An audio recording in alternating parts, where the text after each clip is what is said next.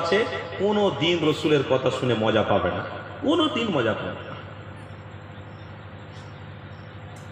বাবেরা, নওজোয়ান তরুণেরা, এ নবী পাকের উম্মত উম্মতিরা, আসো যে আলোচনা করছিলাম ওই আলোচনার দিকে আবার ফিরে যান। হযরত মুসা নবীকে আমার আল্লাহ পাক জানাতে দিয়েছেন, এ মুসা রে, আমি আমার হাবিবকে রাসূল করে বানিয়েছি, একজনকে আমি নবী বানিয়েছি, রাসূল বানিয়েছি। তোমরা সবাই হলে আমার নবী, তোমরা সবাই হলে আমার পক্ষ থেকে পয়গম্বর মেসেজ দায়ক দেবে, কিন্তু আমার রাসূলুল্লাহকে আমি আল্লাহ সব থেকে বড় মাকাম পূর্ণ নবী বানিয়েছি। এ যুবকেরা, তরুণীরা, হযরত মুসা নবীকে আল্লাহ পাক জানিয়ে দিল, আমার আল্লাহর মুসাকে জানাতে লেগেছে আমার হাবিবকে কতটা ভালোবাসি রে মুসা, কুনতুম খায়রা উম্মাহ, আমার হাবিবকে এতটা ভালোবাসি মুসা, আমার হাবিবের খাতিরে আমার রাসূলের উম্মতদেরকে আমি অনেক ভালোবাসি, অনেক মাকাম আমি আল্লাহ দান করব, তাদেরকে আমি অনেক ভালোবাসবো। আমার রাসূলুল্লাহকে এমন একটা পাওয়ার শক্তি আমি আল্লাহ দেবো, কিয়ামতের দিনে ইশারা করতে থাকবে আমার বান্দা, আমার বান্দি, আমার নবী প্রেমিকেরা, আমি আল্লাহ আমার জান্নাতে চলে যাবে। এই যুবকেরা, তরুণীরা, হযরত মুসা আলাইহিস সালামকে আল্লাহ পাক জানাতে লেগেছে নবীর পক্ষবাদী নিয়ে, আমার হাবিবকে আমি আল্লাহ তো ভালোবাসি। এ মুসা রে, আমার হাবিবকে আমি আল্লাহ তোটা ভালোবাসি, আমি আল্লাহ পা আমার হাবিবকে 7 আসমান ভ্রমণ করিয়ে নিয়ে আমি আল্লাহ পা আমার পাশে বসিয়ে বসিয়ে বসিয়ে 70,000 পর্দা তুলে ডাইরেক্ট ডাক দিয়ে দেবো। আল্লাহ হযরত মুসাকে আমার নবী পাকের পক্ষবাদী নিয়ে কথা বলতে লেগেছে। হযরত মুসা আলাইহিস সালাম বলল, রব্বি আল্লাহ পাক আপনার হাবিবকে, আপনার রাসূলকে এত ভালোবাসেন, ইয়া রব্বি আল্লাহ পাক, তবে আপনার হাবিবের উম্মতকে আপনি ভালোবাসবেন বলছেন, আপনি অনেক প্যার করেন, ভালোবাসেন। ও রব্বি আল্লাহ, আমার বড় ইচ্ছা আমি আপনার নবীর উম্মতদেরকে একটুখানি দেখতে চাই। আল্লাহ ওই সময় মুসা নবীকে জানিয়েছিলেন, এ মুসা রে, আমার হাবিবের উম্মতকে এখন দেখতে পাবে না, আমার হাবিবের উম্মতকে আমি স্পেশাল করে শেষে পাঠাবো। আমার হাবিবের উম্মতেরা গুরুত্বপূর্ণ জায়গায় আমি তাদের ঘরে রেখে দিয়েছি, তারা গুরুত্বপূর্ণ জায়গায় রয়েছে। যেমন আপনার আমার কাছে গুরুত্বপূর্ণ হলো সোনা, যেমন আপনার আমার কাছে গুরুত্ব হলো গাড়ি, যেমন আপনার আমার কাছে গুরুত্ব হলো টাকা। এই যুবকেরা, একটা গাড়ি নিয়ে আমরা সুন্দর করে গুছিয়ে রাখি, সোনা যদি আমাদের কাছে সুন্দর করে আলমারিতে গুছিয়ে রেখে দিই, আমাদের কাছে টাকা অর্থ থাকলে ওই টাকা অর্থ নিয়ে আমরা সুন্দর করে আলমারির ভিতরে রেখে দিই, এটা হলো আমার আপনার কাছে বড় গুরুত্বপূর্ণ। এই যুবকেরা, আল্লাহ আমার মুসাকে জানাতে লেগেছে, এ মুসা রে, গুরুত্বপূর্ণ হলো আমার উম্মতেরা, আমার উম্মতকে আমি আল্লাহ অনেক সুন্দর করে রেখে দিয়েছি, তুমি দেখতে পাবে না।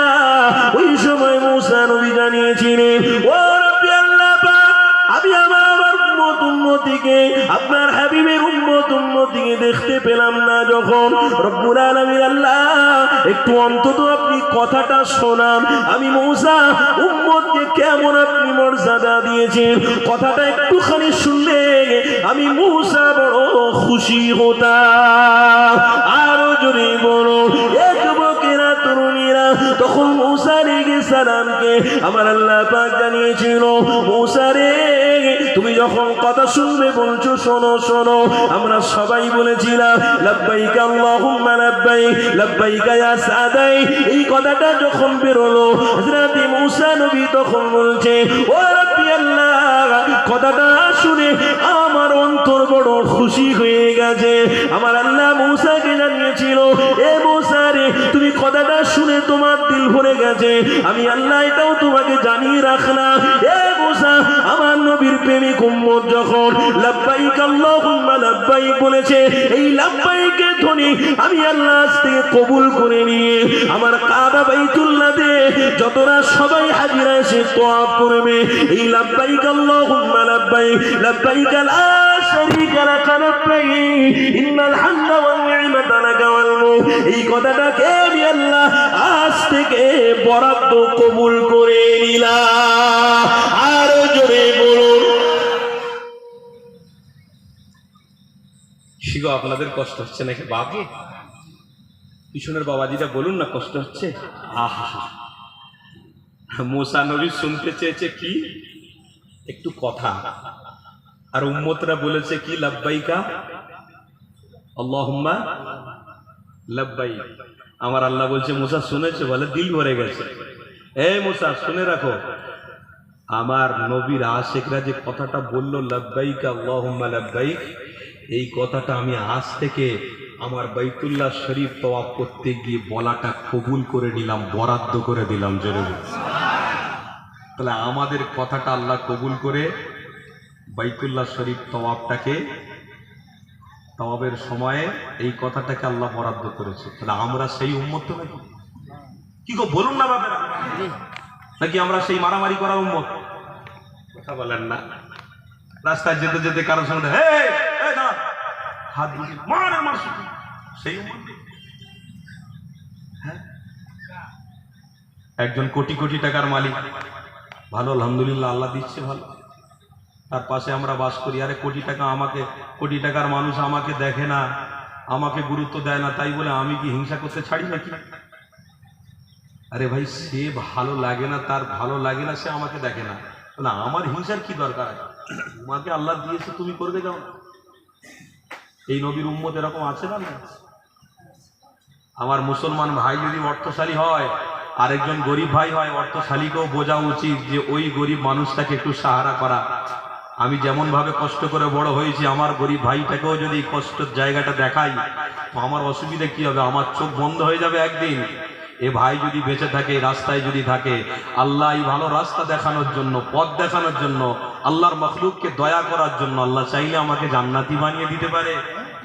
জোরে বলুন সুবহানাল্লাহ। আরেকটু জোরে বলুন সুবহানাল্লাহ। আমি অনেক দেশ, অনেক রাজ্য ঘুরেছি, স্টেট ঘুরেছি, কিন্তু একটা জায়গায় দেখেছি পয়সাওয়ালা। পাঞ্জাব জানেন? থার্ড গাড়ি জানেন? থার্ড গাড়ি জওয়ান ছেলেরা জানেন কত টাকা দাম? থার্ড গাড়ি কত টাকা? 1 কোটি টাকা পর্যন্ত আছে তো। আমি রাজস্থানেও দেখতে পাইনি বেশি, দিল্লিতেও দেখতে পাইনি, হরিয়ানাতেও দেখতে পাইনি, পাঞ্জাবে বেশি দেখছি। এখান থেকে একটা উদাহরণ দিচ্ছি, আপনারা বোঝেন। পাঞ্জাবি কারা বলেন তো? পাকড়ি বাঁধে না, মুখে দাঁড়িয়ে আছে না বড় বড়, ওই পাঞ্জাবিদের জায়গায় যখন আমি গেছি, গাড়ির মধ্যে সব থেকে বেশি গাড়ি দেখেছি ওই 1 কোটি টাকা দামের গাড়িটা। বিশ্বাস করুন, ঘরে ঘরে ওই গাড়ি। আশ্চর্য ভাই, কোথায় টাকা এত? আমি যখন হিস্ট্রিটা দেখলাম, মানুষের সঙ্গে কথা বলে যখন বুঝলাম, তখন এটাই বুঝেছি যে কি, এক পাঞ্জাবি যদি বড় লোক হয়, আরেক পাঞ্জাবি যদি গরিব হয়, ওই বড় লোকটা ওই গরিবকে তার সমতুল্য নিয়ে আসার চেষ্টা করে। এই তুই গরব থাকবি কেন? ভাই ব্যবসা শেখাবো, টাকা ধার নিবি, এই 1 লাখ টাকা নিয়ে ব্যবসা কর। টাকা দিতে হবে না, আগে ব্যবসায় উন্নতি কর, পরে টাকা লেনদেন হবে। আপনি বলতে পারবেন না ভারতবর্ষে কোনো পাঞ্জাবি ভিক্ষা চেয়েছে? দেখান দেখি আপনি, মুরব্বী বলেন না গো। আপনারা কলকাতায় ওঠা বসা করেন, আপনাদের ছেলেরা কলকাতায় চাকরি করে, কাজ কাম ইত্যাদি করে, একটা পাঞ্জাবি থলি নিয়ে ওই কলকাতায় দাঁড়িয়েছে, আমাকে দেখান দেখিনি। টুপিওয়ালা বোরকাওয়ালা টিপু সুলতান মসজিদের সামনে, আল্লাহ কা নাম পে দে দে, আল্লাহ কা নাম পে দে দে। বোরকা পরা রে ভাই, টুপি পরে দাঁড়িয়ে নেই, কিছু নেই। একজন মুশরিক দাঁড়িয়েছে, সে জানে আমি একটা জায়গায় এসেছি, আমার জাতি ভাই তো আমাকে দান করে না, ঠুকরে দেয়, কিন্তু একটা জায়গায় যখন এসেছি, সবাই যখন টুপি পরে, তা আমি টুপিটা বাদ দেবো কেন? একটা গায়ের মুসলমান, সে মাথায় টুপি পরে মসজিদের সামনে সেও লাইন দিয়ে দাঁড়িয়ে গেছে। এটা কাদের জন্য হয়েছে বলুন তো? কিছু শ্রেণী টুপিওয়ালাদের জন্য, কিছু শ্রেণী মুসলমানের জন্য। আজকে যদি আমরা মুসলমান, আমি যদি আমার কথা বলছি, বা ধরুন এই মুরব্বী, কোটি টাকার মালিক।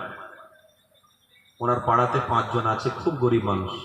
এই বাবু শুনো তো, 10 লাখ টাকা দিচ্ছি, 10 জন নিয়ে নাও, নিয়ে একটা ব্যবসা করে দিচ্ছি, ওখানটা কি দোকানদারি করবে। ওরে বাপ, সে ব্যবসা করতে গিয়ে গাঁজা মদ সব খেয়ে মুড়ি ভরে। ঠিক না ভুল বলছি? না আপনাদের কষ্ট হচ্ছে নাকি? 10 লাখ টাকা দিল, এরকম মুসলমান আছে রে ভাই। দিল, দোকানও দিল, সব করে দিল। বলে কি ব্যবসা করতে হবে? বলে সোনাগুলোটা তোর কাছে পাহারা দিবি আর ক্যাশে বসে থাকবি, লোক আসলে টাকাটা নিবি আর মাল দিবি, এইটাই দায়িত্ব। জুম্মা 8 দিন না চাকরি করতে করতে সেখান থেকে 1 ভরি সোনা নিয়ে ঘর। তার মানে বুঝলাম কি আমাদের ভিতরে লোভ বেশি। কি গো, কথা শুনছেন তো আব্বা? কি বেশি আছে আমাদের ভিতরে? লোভ বেশি। তার মানে আমরা একদিনে সব খেয়ে নেব। আরে ভাই, একটা গাছ হচ্ছে, ওই গাছে ফল ধরেছে, ওই ফলগুলো তুমি একদিনে খেও না। একটা আজকের পাড়ো, কালকের একটা পাড়ো, পরশু একটা পাড়ো, প্রত্যেক দিন একটা একটা একটা একটা করে ফল পেড়ে পেড়ে খাও। দেখবে ওই গাছটাও বাঁচবে, তোমার পেটও বাঁচবে, তুমিও শান্তি থাকবে, ও গাছও শান্তি থাকবে। একদিনে ফল পাড়তে গিয়ে সব ফল যখন পাড়তে গেছে, 10-5 জন গাছে উঠে গিয়ে গাছেরও দোবার শেষ করে দিয়েছে আর ফলেরও দোবার শেষ করে দিয়েছে। তাহলে গাছও মৃত, আর ফল যেগুলো হলো সেগুলো এই পর্যন্ত স্টপ, আর ফল হবে না। এই রকম করলে ঈমানদার কোনোদিন জান্নাতে যেতে পারবে না।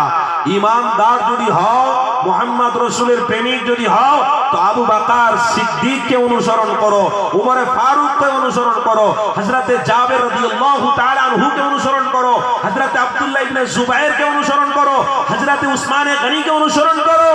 যে উসমানে গনি আমার রাসূলকে প্রেম করে সব বিলীন করেছে, কিন্তু নীতি ঠিক রেখেছে। কি? আমার রাসূলকে প্রেম করি ঠিক আছে, কিন্তু আমার রাসূলের জন্য সব বিলীন করে দেব। ঈমান কিন্তু ঈমানের জায়গায় থাকবে। জোরে বলবো। ভিখারি হয়েছে তো কি হয়েছে? চুরি কারোর কাছে? আমি সব আমার রাসূলকে দিয়ে ভিখারি হয়ে যাবো? তো আমি তো সত্যি তো ভিখারি, আমি সত্যি তো গরিব। এসেছি খালি হাতে, যাবো তো খালি হাতে। কি থাকবে? কার জন্য রেখে যাবো? ছেলে মেয়ে? হায় হায়, শুধু চোখটা বন্ধ হওয়ার অপেক্ষা। আল্লাহর কসম বলছি, 5 লাখ টাকা যদি আলমারি থাকে, ওরা শুনেছে, মাটিটা দিয়ে এসে আলমারি খুলে ভাই ভাই মারামারি শুরু করবে। এই বাপ বলেছিল 3 লাখ টাকা আমাকে দিতে বলেছে, মেরে হল একদম, একদম মেরে হল, জানে মেরে হল, 3 লাখ টাকা দিয়ে। মেজো ভাই ছোট ভাই সব খামোশ, বড় ভাই সব দিয়ে চলে গেল। না তো বড় ভাই মেজো ভাই খামোশ চুপ, ছোট ভাই টাকা নিয়ে চলে গেল। লাভ কি হলো? বাপ গচ্ছিত করে রেখে গেছে, এটাই লাভ। মানে বাপের পাওনা কিচ্ছু না, বাপ কষ্ট করে গেছে, ওটাই বাপের পাওনা ছিল। কোনোদিন মুখ ফিরে কবরে দোয়াই করতে যায় না, দোয়া পর্যন্ত করে না। মসজিদে গিয়ে নামাজ পড়তে যাবে না তো দোয়া কখন করবে? ইমানি মাহফিলে বসে না তো দোয়া কখন করবে? দুঃখ লাগে, কষ্ট লাগে, আফসোস। আমরা মুমিন মুত্তাকি মুসলমান, ভিখারি হতে যাবেন না। হাত কারোর কাছে পাতবেন না, পাতবেন কার কাছে? কার কাছে? চেষ্টা করতে হবে, চেষ্টা করুন।